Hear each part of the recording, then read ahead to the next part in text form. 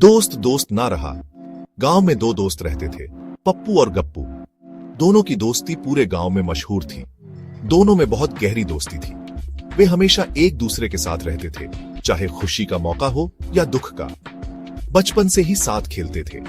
उनके खेलों में कभी कोई झगड़ा नहीं होता था। साथ पढ़ते थे। अब बड़े हो गए थे। स्कूल के बाद भी उनकी दोस्ती में कोई कमी नहीं आई थी। पर एक समस्या थी। दोनों ही बेरोजगार थे। कोई काम धंधा नहीं करते थे। दिन भर गप्पे मारते रहते थे।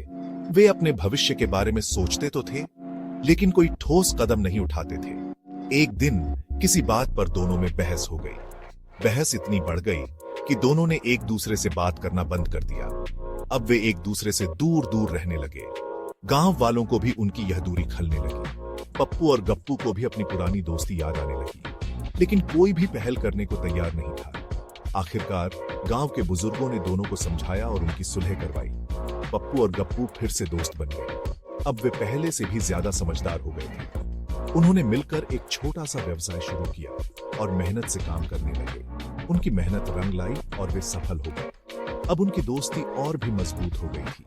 पप्पू और गप्पू ने अपनी सफलता से गांव के अन्य युवाओं को भी प्रेरित किया। अब वे न केवल अच्छे दोस्त थे, बल्कि गांव के लिए एक मिसाल भी बन गए थे।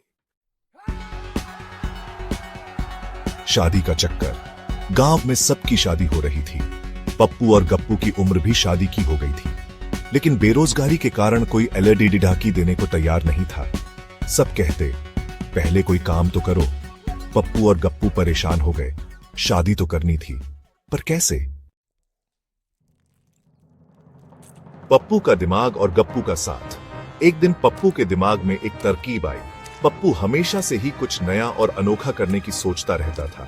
गांव में उसकी पहचान एक चतुर और चालाक व्यक्ति के रूप में थी, लेकिन इस बार उसकी योजना कुछ अलग थी, कुछ ऐसा जो उसने पहले कभी नहीं सोचा था। उसने गप्पू से कहा, हम दिखावा करेंगे कि हम बहुत अमीर हैं। गप्पू, जो पप्पू का सबसे अच्छा दोस्त था, उसकी हर योजना में साथ देता था। लेकिन इस बार गप्पू को पप्पू की योजना कुछ ज्यादा ही अजीब लगी। गप्पू हैरान हो गया। बोला, लेकिन कैसे? गप्पू ने सोचा कि पप्पू की योजना में जरूर कोई गड़बड़ होगी। उसने पप्पू से पूछा, क्या तुम सच में सोचते हो कि हम गांव वालों को बेवकूफ बना सकते हैं? पप्पू ने बताया, हम सूट पहनेंगे, गाड़ी किराए पर लेंगे। पप्पू ने विस्तार से समझाया कि कैसे वे दोनों शहर से सूट किराए पर लाएंगे और एक शानदार गाड़ी भी किराए पर लेंगे। गप्पू को यह सुनकर थोड़ी हंसी आई, लेकिन उसने पप्पू का साथ देने का फैसला किया और गांव वालों को बताएंगे कि हम शहर में बड़े बिजनेसमैन हैं। पप्पू ने कहा, हम गांव वालों को बताएंगे कि हम शहर में बड़े बिजनेसमैन हैं और हमारे पास बहुत पैसा है। गप्पू ने सोचा कि यह योजना कितनी सफल होगी, लेकिन उसने पप्पू का साथ देने का वादा किया। दोनों ने मिलकर अपनी योजना को अंजाम देने की तैयारी शुरू कर दी। वे सूट पहनकर और गाड़ी लेकर गांव में घूमने लगे। गांव वाले उनकी नई पहचान से हैरान रह गए। पप्पू और गप्पू ने अपनी योजना को सफलतापूर्वक अंजाम दिया और गांव वालों को यकीन दिला दिया कि वे सच में बड़े बिजनेसमैन हैं। इस तरह पप्पू के दिमाग और गप्पू के साथ ने एक अनोखी कहानी को जन्म दिया। अरे वाह, ये तो सेठ जी हैं। सेठ जी गांव के सबसे अमीर और प्रतिष्ठित व्यक्ति माने जाते हैं। उनकी हर बात का गांव में बहुत महत्व है। लोग उनकी सलाह और मार्गदर्शन के लिए हमेशा तत्पर रहते हैं। सेठ जी का व्यक्तित्व ही ऐसा है कि लोग उन्हें देखते ही प्रभावित हो जाते हैं। पप्पू और गप्पू ने वैसा ही किया। उन्होंने नए सूट सिलवाए। गांव के दर्जी ने भी उनकी मदद की और उन्हें बेहतरीन सूट सिलकर दिए। पप्पू और गप्पू ने अपने नए सूट पहनकर गांव में घूमने का मन बनाया। वे दोनों बहुत खुश थे और अपने नए लुक को लेकर बहुत उत्साहित थे। एक चमचमाती गाड़ी किराए पर ली। गाड़ी देखकर गांव वाले हैरान रह गए। पप्पू और गप्पू ने सोचा कि अगर वे एक शानदार गाड़ी में गांव में घूमेंगे तो लोग उन्हें और भी ज्यादा सम्मान देंगे। गाड़ी की चमक दमक ने सबका ध्यान अपनी ओर खींच लिया और गांव में धूमधाम से घूमे। उन्होंने गांव के हर कोने में जाकर अपनी नई गाड़ी और सूट का प्रदर्शन किया। गांव के लोग उनके इस नए अवतार को देखकर दंग रह गए।